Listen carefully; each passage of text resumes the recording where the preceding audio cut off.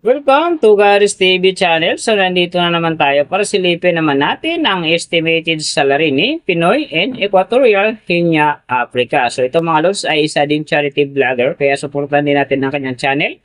So siyempre huwag nyo rin kalimutan mga lods na isama sa pag-support ang aking channel. So mga lods, kung bago pa kayo sa aking channel, paki-click naman ang subscribe natin and then siyempre paki-post na rin ang notification bell para lagi kayong updated sa ating video. So ano pa ba ang hinihintay natin mga lods?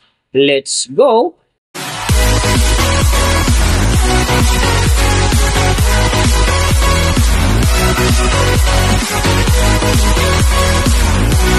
So mga lods, si Pinoy in Equatorial Guinea, Africa sa ngayon ay mayroon ng upload videos na 3,750.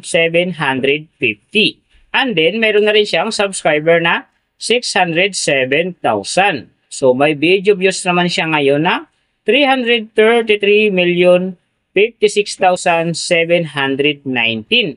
And then, yung kanyang country is PH. So, yung channel type naman niya is how to. And then, yung account niya, ginawa ito noong July 24, 2020. So, doon naman sa kanyang total grade, nakakuha siya ng letter B. And then, sa kanyang social blade rank naman, nasa 53,958. So, doon naman sa kanyang subscriber rank sa 1,720. And then, sa kanyang video views rank naman, nasa 62,097. So, doon naman sa kanyang country rank, nasa 483. And then, sa kanyang how to rank naman, nasa 982. So, nakita na natin yung kanyang ranking. Silipin naman natin yung kanyang last 30 days na subscriber. So, nakakuha siya dito mga lods ng 6,000. Ang hindi lang maganda dito mga lods kasi ang kanyang percentage ay bumaba ng 69.6%. So, ibig sabihin bumaba yung pasok ng kanyang subscriber ngayon kung i-compare natin sa nakaraan niyang buwan. So, alam na this mga paid fanatic yan. So, share na natin sa ating mga newsfeed and sa ating mga friends ang kanyang video dahil big help yan para gumanda uli ang pasok ng kanyang subscriber. So, doon naman sa kanyang views mga lods in the last 30 days, nakakuha siya ng 10,935 views. So, hindi rin maganda ang kinalabasan kasi ang kanyang percentage ay bumaba din ng 23.7%. So, ibig sabihin, bumaba din ang pasok ng kanyang views mga lods. So, mga lods, mahalaga ang pag-share ng kanyang video dahil big help yan para gumanda uli ang pasok ng kanyang subscriber and then, syempre, kasama na ang kanyang views. So, nakita na natin yung kanyang ranking, last 30 days subscriber, and then yung kanyang views. Silipin naman natin yung kanyang daily summary from subscriber, views, and then yung kanyang earning. So, sa kanyang subscriber mga lods, may 3 araw akong nakita na umangat ng tig 1K. Simula nung December 21, nakakuha siya ng 1K. And then, nasundan ito ng December 28, nakakuha ulit siya ng 1K. So, pagdating naman ng January 1, nakakuha ulit siya ng 1K. Kaya, ang kanyang subscriber ngayon nasa 607,000. So, doon naman sa kanyang views mga lods, yung mga ganda rito, December 19, nakakuha siya ng 342,000. And then, pagdating naman dito ng December 26, nakakuha siya ng 592,000.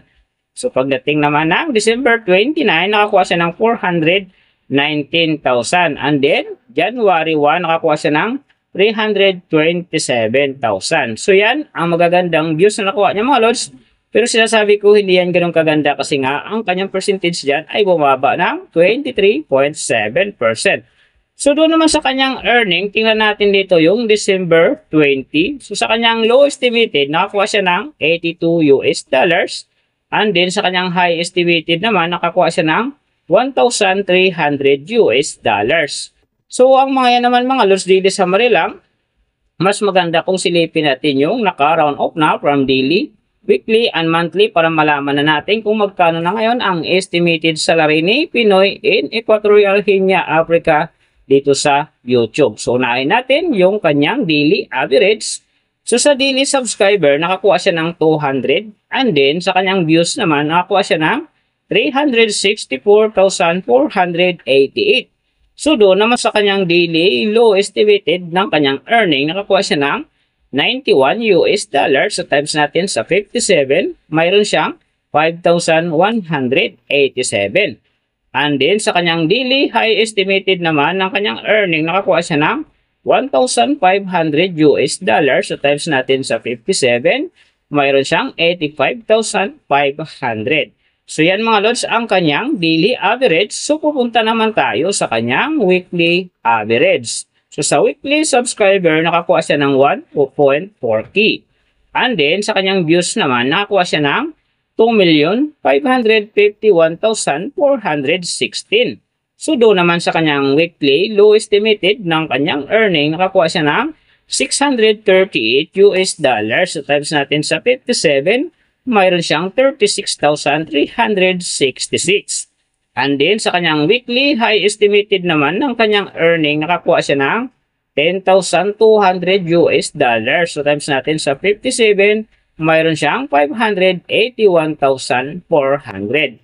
So yan naman mga lods ang kanyang weekly average. So pupunta naman tayo sa kanyang monthly average. So sa monthly subscriber, nakakuha siya ng 6,000. And then sa kanyang views naman, nakakuha siya ng 10,934,631. So doon naman sa kanyang monthly low estimated ng kanyang earning, nakakuha siya ng 2,700 US dollars. So times natin sa 57, mayroon siyang 153,900. And then, sa kanyang monthly high estimated naman ng kanyang earning, nakakuha siya ng 43,700 US dollars. So times natin sa 57, mayroon siyang 2,490,900. So yan naman mga lods ang kanyang monthly average. And then, yung nababanggit ko rito or nakikita nyo is pawang estimated lamang yan. Nakabis lang tayo sa Social Blade website. Isang public website yan na kahit sino pwedeng mag-open para malaman kung magkano na ang estimated salary ng ating mga iniidolong YouTuber, vlogger, or influencer. And then mga lods, like kung sinasabi yan, palaging natutupad yung low estimated kasi nga hindi talaga natin kayang i-demand sa ating mga viewers na huwag mag-skip ng ads. Pero pwede pa rin naman yan maging times 2, times 3, or maging times 4 pa yan kapag ang isang vlogger nakapag-viral ng kanyang video. Pero siyempre malas kung supporter ka ni Pinoy and Equatorial Guinea, Africa, huwag ka nang mag-skip ng ads dahil bigay yan sa kanyang channel. And then siyempre sa kanyang mga personal na hadikain. Pero siyempre mga lods, huwag na rin kalimutan na huwag na rin i-skip ang aking ads dahil bigay yan sa aking channel. And then siyempre sa aking personal na hadikain. So mga lods, kung nagustuhan nyo ang video na to, pakiclick naman ng subscribe natin. And then siyempre pakipost na rin ng notification bell para lagi kayong updated sa ating video. So big thank you sa lahat ng mga sumusuporta sa aking channel. Sa magsusupport pa lang, iingat kayo palagi and God bless. At sa nagabayan kayo palagi ng Panginoon sa ginagawa nyo araw-araw. At siyempre magtagumpay din kayo sa inyong mga pangarap. So hanggang dito na lang. See you on my next video.